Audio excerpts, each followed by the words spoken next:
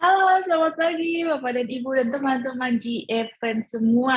Apa kabar? Selamat datang kembali di Market Update untuk hari ini, hari Senin tanggal 30 Mei 2022.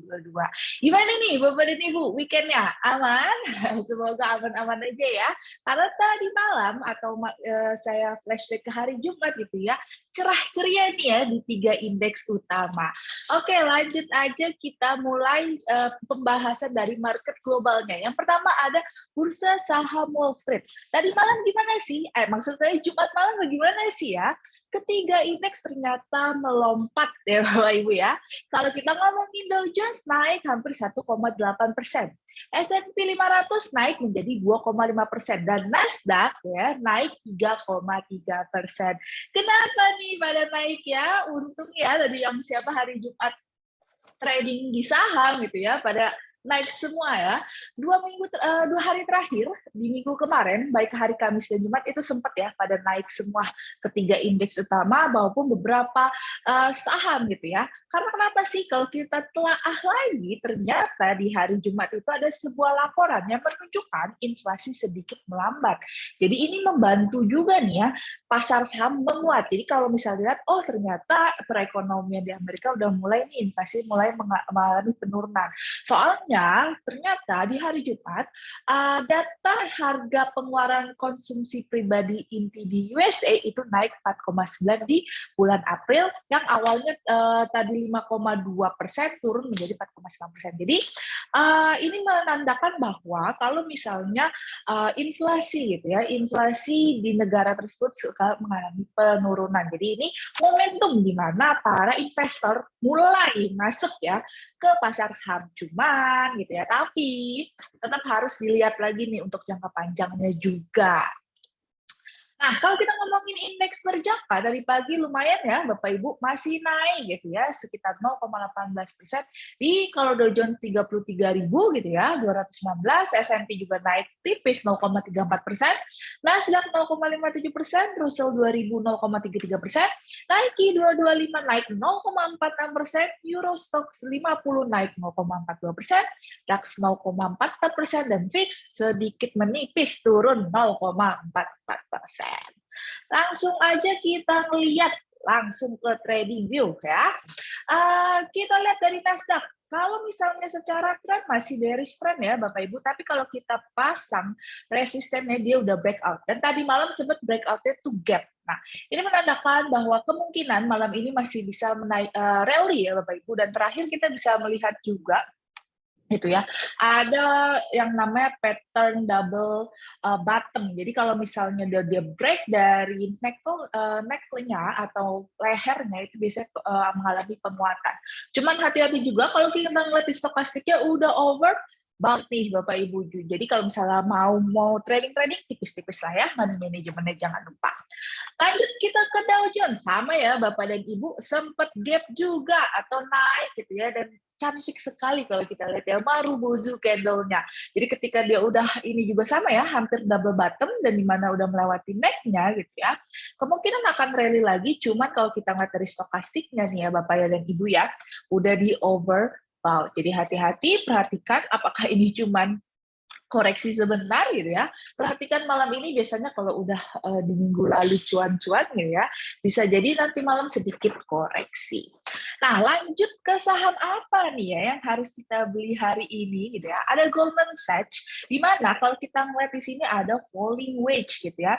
Di mana falling wedge ini gitu ya bisa menjadi falling wedge reversal. Nah, ketika dia udah breakout gitu ya, kemungkinan ya akan mengalami rally lagi gitu ya. Walaupun sebenarnya tadi kita kan udah terlihat nih stokastiknya overbought selama belum cross ke bawah atau dead cross masih oke.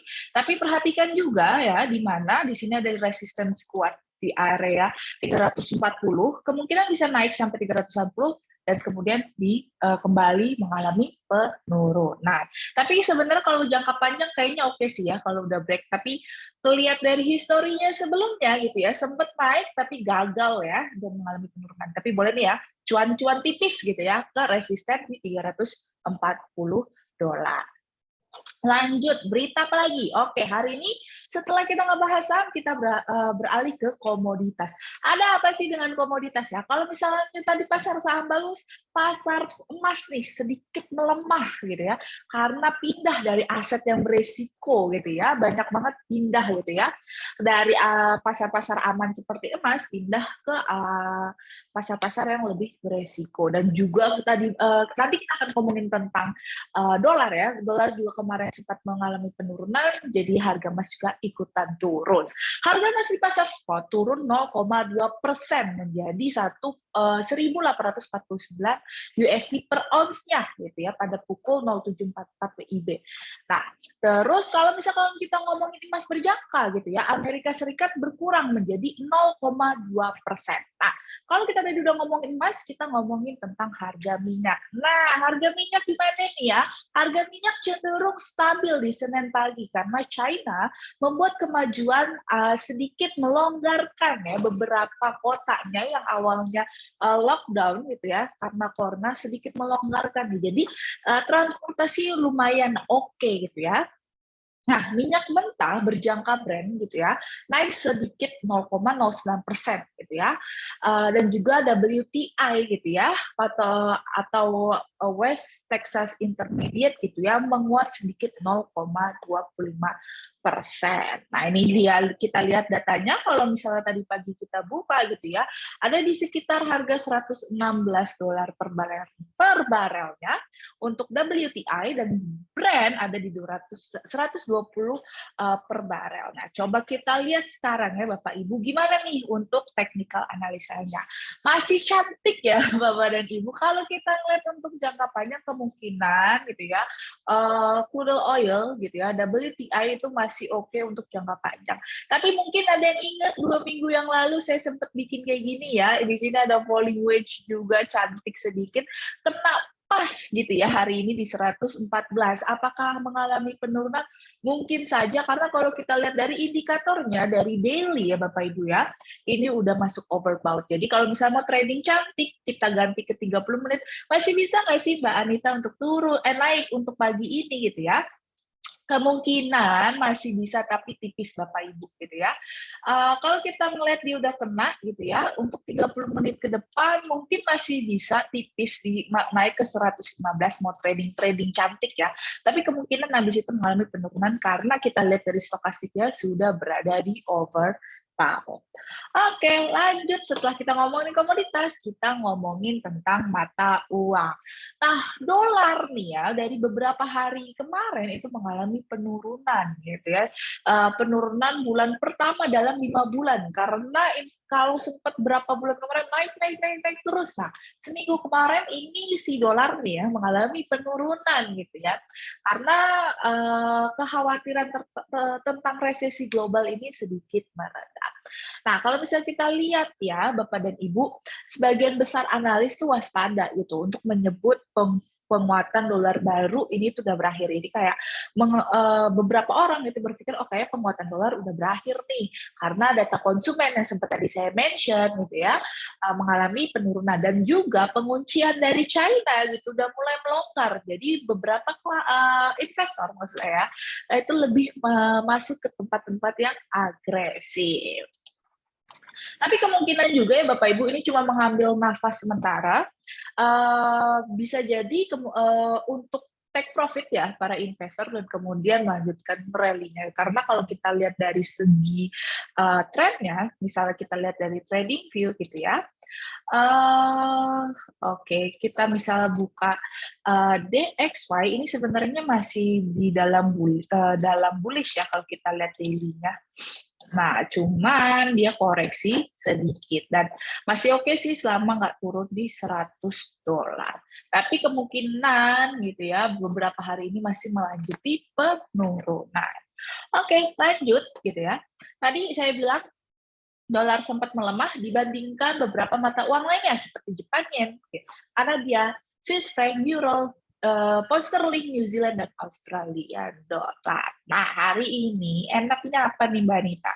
Kita pertama bisa buka untuk Australian USD. Kalau misalnya kita lihat 30 menitnya kemungkinan akan mengalami penurunan, tapi kalau kita lihat dari daily-nya gitu ya, masih oke nih untuk hari ini untuk membuka open buy. Cuman harus perhatikan karena kalau misalnya kita lihat stokastiknya udah di overbought tapi cenderung naik dikit ya, atau misalnya golden cross sedikit gitu ya. Jadi masih oke untuk jangka menengah atau lebih tepatnya hari ini. Yang kedua ada GBP USD. Nah, GBP USD siapa nih ya? GBP USD kemungkinan dalam 30 menit ke depan itu akan mengalami sedikit penurunan. Mungkin bisa sampai supportnya di 1,26198 dan kemungkinan akan melanjutkan rally-nya ke atas. Karena kalau kita lihat ya, sebenarnya ini masih bullish trend. Jadi kalau misalnya mau open buy gitu ya, nunggu di 1,26212 ini. Tapi kalau mau, oke Mbak Nita, kayak saya mau sell short deh, mumpung dapat tipis-tipis, mau silakan. Tapi jangan terlalu lama karena trennya masih bullish trend. Oke, next. Cryptocurrency. Ada kabar berita bagus ya, Paraguay atau negara Paraguay ini sedang mau mengadaptasi Bitcoin sebagai mata uang resminya setelah ada El Salvador juga. Nah, ini menyebabkan gitu ya, beberapa investor dari kripto udah mulai cerah lagi nih, yang awalnya kemarin sempat 28, 27 gitu ya, udah deg-degan ya, sekarang udah mulai mengalami sumringah. Tapi tetap Bapak Ibu kita harus waspada karena kalau misalnya kita lihat gitu ya, kita lihat di sini Bitcoin ini masih cenderung sideways, jadi masih belum tahu nih saya mau naik atau saya mau turun. Jadi sebenarnya ini masih agak-agak bingung gitu ya. Tapi kalau misalnya kita mau trading tipis gitu ya di Bitcoin, kemungkinan Bitcoin ini masih naik di 30 sampai 31 ribu dolar Amerika. Nah, jadi kalau misalnya ada mau trading tipis gitu ya, kemungkinan masih naik karena kalau kita lihat juga di sini gitu ya, 0,618 ini gitu atau golden ratio-nya Fibonacci-nya itu berada di 30 sampai 31 dan benar pas juga ya di sini juga kalau misalnya Bapak Ibu bisa lihat ada 2 kali resistance di mana candle nggak bisa nembus. Jadi kita bisa assume kalau misalnya Bitcoin bisa naik di 30 sampai 31 ribu. Oke, nah next terakhir ada ekonomi kalender. Hari ini ada apa nih eventnya Anita gitu ya. Hari ini sebenarnya nggak ada yang terlalu penting ya Bapak Ibu. Mungkin di akhir nanti sedikit ada warna oranye gitu ya di jam 10 nanti. Ada 10 malam nanti maksud saya. Ada FOMC Member Wallet Speaks. Jadi itu lebih cuman kayak memberikan ini aja ya, memberikan tentang kondisi ekonomi gitu ya seperti apa. Nanti Bapak Ibu bisa buka langsung gitu ya kalau misalnya penasaran di Forex Factory. Oke, hari ini morning meeting-nya sampai sini aja Bapak Ibu. Hati-hati, saya ingatkan kembali untuk trading hari ini. Walaupun tren masih bullish, tapi tetap perhatikan money management-nya dan perhatikan juga pembukaan atau posisi lot-nya ya Bapak Ibu. Jika ada pertanyaan, bisa langsung ditanyakan ke grup komunitas. Selamat pagi dan selamat beraktivitas.